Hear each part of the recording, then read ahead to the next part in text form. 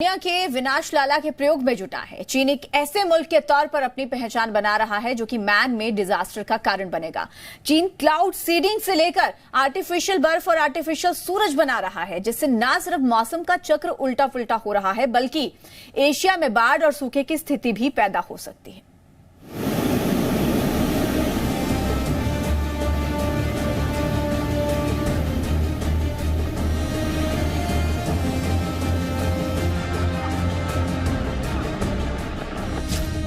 चीन में हाहाकारी बाढ़ के बाद बदला मौसम का मिजाज।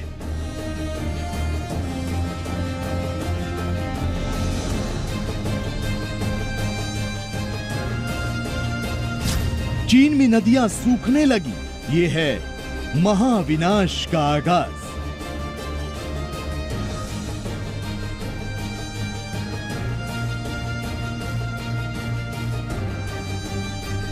विस्तारवाद के लिए विकास की अंधी दौड़, सुपर पावर बनने के लिए घातक प्रयोगों का दौर चीन पर भारी पड़ने लगा है।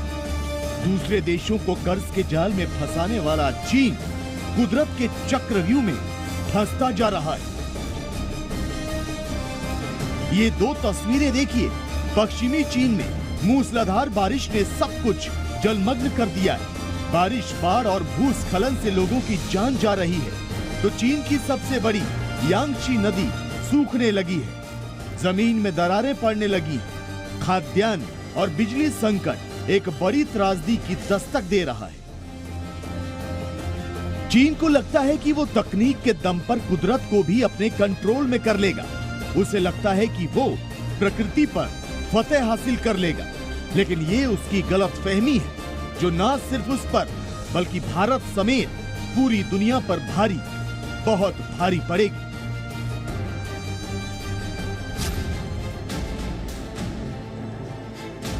चीन के स्काई रिवर प्लान के ऐलान के एक साल बाद चीन की सबसे बड़ी नदी सूख रही है। चीन की यांगशी नदी में पानी का लेवल कम होने लगा है और अब 2022 में सूखे ने विकराल रूप ले लिया है। चीन के दक्षिण पश्चिम हिस्से में सूखे की वजह से जलाशयों में पानी की कमी हो गई है, जिससे बिजली का उत्पादन प्रभावित हुआ है। गर्मी बेतहाशा पड़ रही है और बिजली कटौती के साथ फैक्ट्रियों का बंद होना भी शुरू हो गया है। सिचुआन चीन के सबसे बड़े प्रांतों में से एक है। यहाँ 8.4 करोड़ लोग रहते हैं। तो सिचुआन प्रांत के 21 शहरों में से 19 ने सभी फैक्ट्रियों को बंद करने का आदेश दिया है। ये फैसला घरेलू इस्तेमाल के लिए बिजली उपलब्ध कराने के लिए लिया गया है। सिचुआन जुलाई से ही हीट वेव से प्रभावित है। चीन की सरकारी मीडिया के मुताबिक सिचुआन में गर्मी ने 6 दशकों का रिकॉर्ड तोड़ दिया है। बारिश में लगभग 51% की गिरावट दर्ज की गई है। स्थिति भयावह है, लिहाजा चीन की सरकार ने आर्टिफिशियल रेन यानी कृत्रिम बारिश कराने का फैसला किया। मध्य चीन के हुबेई प्रांत में इसके लिए एक स्पेशल प्रोग्राम चलाया गया। यहाँ बादलों में सिल्वर आयोडाइड की छड़ें चलाने के लिए विमानों को तैनात किया गया, लेकिन बादलों के पतले होने के कारण कुछ सूखा प्रभावित हिस्सों में कार्यक्रम को रोक दिया गया। अब तक आसमान में आर्टिफिशियल बारिश कराने के लिए चीन 900 मिसाइलें दाग चुका है, लेकिन चीन की बारिश कराने की कोशिश नाकाम रही है। अब आप ये समझिए कि चीन की कृत्रिम बारिश वाली तैयारी भारत के लिए घातक क्यों है।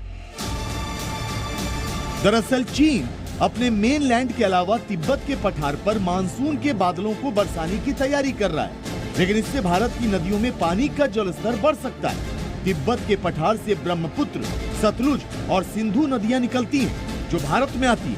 अगर इन नदियों में जलस्तर बढ़ा तो भारत के उत्तर पूर्व और पूर्व के राज्यों में ही नहीं, बल्कि जम्मू कश्मीर में भी बाढ़ जैसे हालात बन सकते हैं। यही नहीं, एक बड़ी चिंता यह है कि कृत्रिम बारिश का असर गर्मियों में भारत में आने वाले मानसून पर भी पड़ेगा। इससे मानसून में होने वाली बारिश कुछ इलाकों में प्रभावित हो सकती है, जिससे सूखे की स्थिति पैदा होने की संभावना है। चाइना भारत के साथ हिमालय को शेयर कर रहा है, और अगर वो इस प्रकार के कदम उठाएगा तो खासकर जो चांदी का रसायन है उससे जो तत्व वर्षा के माध्यम से पूरी एटमॉस्फेयर में फैल जाते हैं, उससे बहुत नुकसान भारत और आसपास के देशों का होने वाला है। चीन की योजना 2025 तक देश के 55 लाख वर्ग किलोमीटर इलाके को कृत्रिम बारिश या बर्फ के प्रोग्राम के तहत कवर करने की है। ये चीन के कुल क्षेत्रफल का करीब 60% बैठता है, लेकिन इतने बड़े पैमाने पर कृत्रिम बारिश करना पर्यावरण के लिए बेहद नुकसानदायक साबित हो सकता है। कृत्रिम बारिश को लेकर कई तरह की आशंकाएं हैं। कृत्रिम बारिश की वजह से आमतौर पर महासागरों के पानी में एसिड की मात्रा बढ़ने की संभावना बनी रहती है। इसके अलावा कृत्रिम बारिश की वजह से पर्यावरण में कार्बन डाइऑक्साइड की मात्रा बहुत अधिक बढ़ जाती है, जिसका सीधा असर ओजोन स्तर पर पड़ता है। भले ही फसलों को बचाने के लिए कृत्रिम बारिश का इस्तेमाल किया जाता हो, लेकिन आर्टिफिशियल रेन में इस्तेमाल किया जाने वाला सिल्वर एक जहरीला धातु है जो वनस्पति और जीवों को धीरे धीरे गहरा नुकसान पहुंचाता है। इसमें कार्बन डाइऑक्साइड ठंडी, जिसे ड्राई आइस कहते हैं, उसका एक तरह से शूटिंग किया जाता है मेघों के ऊपर, और साथ ही साथ सिल्वर आयोडाइड के जैसे रसायन का प्रयोग होता है। हालांकि इसकी खोज तो 19वीं शताब्दी में ही कर ली गई थी, लेकिन वैज्ञानिक लोग इसके प्रयोग से बचते हैं। बचते इसलिए हैं कि पर्यावरण पर इसके दुष्परिणाम बहुत अधिक हो सकते हैं। चीन बड़े पैमाने पर कृत्रिम बारिश कराता है, कभी आर्टिफिशियल बर्फ के मैदान बनाता है, तो कभी सूरज से भी 5 गुना गर्म आर्टिफिशियल सन बनाकर इतराता है।